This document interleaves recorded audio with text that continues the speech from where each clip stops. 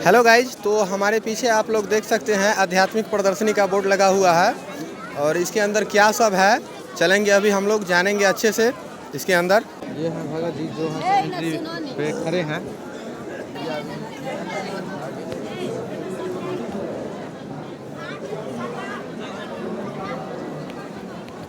और यहाँ सामने आप लोग देख सकते हैं ये तत्वदर्शी संत रामपाल जी महाराज का जो है सो फोटो लगाया गया है और यहाँ से ही अंदर बहुत सारा फोटो वगैरह लगाया जा चुका है। देखिए ये जो है सो कुछ अलग दिख रहा है बाहर से।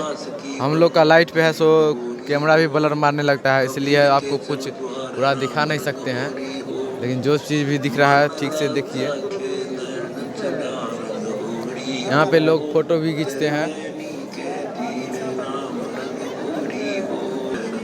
तो आप लोग देख सकते हैं जैसा कि हमारे पीछे यहाँ से कबीर साहब का जो पूरा लाइफ जर्नी था, वो अपने जीवन में क्या क्या लीला किए, इस सब के बारे में यहाँ पे बताया गया है और हम भी जानेंगे और आप लोगों को भी बताएंगे अभी इसी वीडियो में।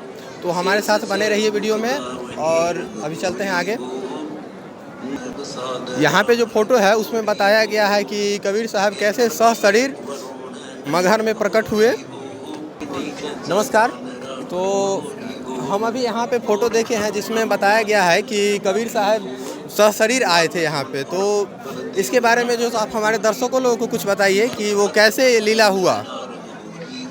कबीर साहब हर युग में सशरीर आते हैं और सशरीर चले जाते हैं। इसका जो है सब कलयुग में 1398 में ज्येष्ठ पूर्णिमा के ब्रह्म मुहूर्त में सुबह सुबह जो है कबीर परमेश्वर लहरतारा तालाब में काशी में प्रकट हुए थे। तो नीरू और नीमा जो है प्रतिदिन नहाने के लिए जाते थे ब्रह्म मुहूर्त में।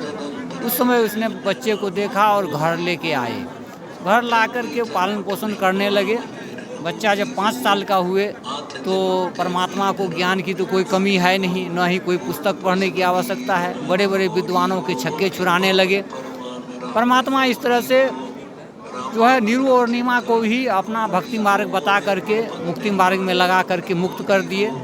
तो अपना गुरु स्वामी रामानंद जी को बनाए थे। रामानंद जी के पास भक्ति मार्ग जो है मात्र विष्णु भगवान तक की भक्ति थी, जो कि जन्म मरण के अंतर्गत आता है।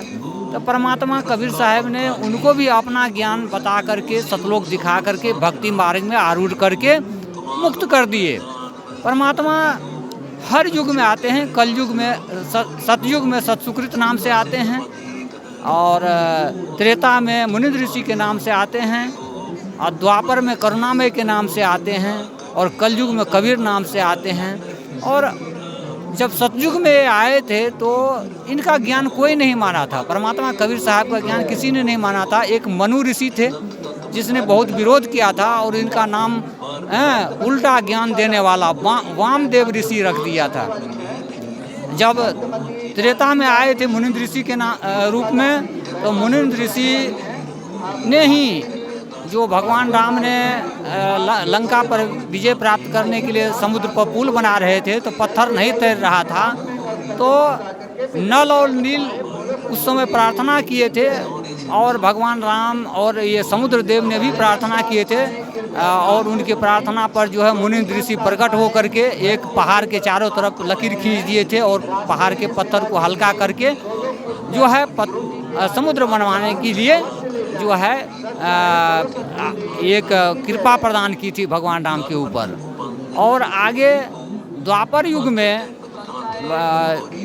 कबीर परमेश्वर करुणामय के नाम से आए थे। उसमें भी एक बहुत ही अद्भुत लीला की थी। जो युधिष्ठिर महाराज महाभारत के युद्ध के बाद जो एक यज्ञ किया था, उसमें सभी ऋषि मुनियों को, देवी देवताओं को, ब्रह्मा विष्णु महेश भी उस यज्ञ में आए थे, कृष्ण भगवान भी आए थे। उसमें जो है यज्ञ संपन्न होने के लिए एक पंचमुखी शंख को रखा गया था सुसज्जित स्थान पर, और यज्ञ सफल हो जाएगा उसके लिए सबके खाने के बाद तो कृष्ण भगवान ने भी भोजन कर लिया था, लेकिन शंख नहीं बजा था। तो बाद में छानबीन करने पर पता चला कि करुणामय साहिब का एक भक्त जिसको निमंत्रण दिया गया था उसका नाम है सुपथ सुदर्शन, वो आया नहीं था। उसको आग्रह करके लाए और उसने जो भोजन किया तो उससे जो है शंख बजा। तो परमात्मा हर युग में आकर के अपनी अद्भुत लीला करते हैं। कबीर साहब कभी इस युग में आए, कलयुग में, और उसमें कबीर सागर ग्रंथ लिखे। और ग्रंथ लिखने के बाद जो है उसमें एक स्वसंवेद बोध नामक चैप्टर है, उसमें 171 नंबर पेज पर ये लिखा है, 5 सहस्त्र और 500 जब कलयुग बीत जाए, महापुरुष फरमान तब जग तारन को आए। आने फरमान मतलब आदेश। तो परमात्मा कहते हैं कि मेरे आदेश से जब कलयुग का 5505 वर्ष हो जाएगा तो एक संत धरती पर आएंगे, उसी से दीक्षा लेने से मानव हर जीवों का कल्याण होगा और उनके पास शाश्वत ज्ञान होगा। वह संत संसार का अद्वितीय संत होगा, उसको ज्ञान में संसार में कोई पराजित नहीं कर सकता है। वही संत संत रामपाल जी महाराज है। आज मुक्ति पाने के लिए भक्ति मार्ग धरती पर कहीं नहीं है संत रामपाल जी महाराज के सिवा। संत रामपाल जी महाराज की भक्ति करने से ही, उनका ज्ञान समझकर नियम पालन करने से ही मुक्ति होएगी। संत रामपाल जी महाराज कबीर परमेश्वर के अवतारी संत हैं। लोग जो कुछ ज्ञान को न समझने के कारण लोग जो है बिना तर्क वितर्क करते रहते हैं, ये है वो है, बहुत सारी चीज़ें सब बेबुनियाद है। संत रामपाल जी महाराज ही एकमात्र संत हैं जिसके बारे में फ्रांस के भविष्यवक्ता नास्ट्रेडमस ने भी भविष्यवाणी की है कि वह संत संसार का अद्वितीय संत होगा, उसे ज्ञान में कोई पराजित नहीं कर सकता है। समस्त संसार एक दिन उसके ज्ञान का लोहा मानेगा। वह संत जहाँ जन्म लेंगे वह 5 नदियों से घिरा हुआ है, जो कि पंजाब पहले था, बाद में हरियाणा बन गया। वो संत, उस संत की माँ 3 बहनें होंगी, उसको 2 पुत्र और 2 पुत्रियाँ होंगी। इसने सारे पूरा सही भविष्यवाणी उसने अपने नास्ट्रेडमस ने अपने भविष्यवाणी कर दिया है।